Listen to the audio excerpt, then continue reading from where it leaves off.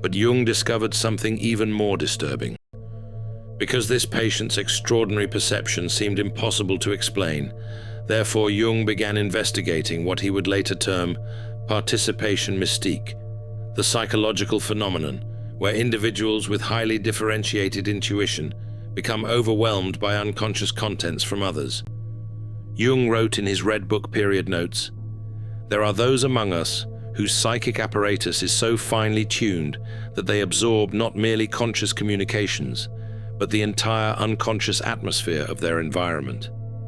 Modern research by Dr. Elaine Aron on highly sensitive persons validates Jung's early observations. Her research shows that roughly 20% of people have heightened sensory and emotional sensitivity. But Jung identified something more specific within his psychological typology, the introverted intuitive type, comprising roughly 1% of the population, who don't just feel deeply, but perceive unconscious patterns with startling clarity.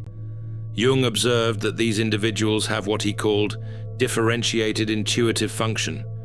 Their brains process not just obvious social cues, but unconscious emotional states, repressed content, and psychological patterns that others cannot detect. They see the depression behind forced smiles. They sense the desperation beneath confident presentations. They feel the collective shadow that groups unconsciously agree to ignore. Jung wrote, "The danger lies not in the perception itself, but in the psychic isolation it creates. When one sees clearly what others cannot or will not see, one becomes a mirror that society cannot bear to look into."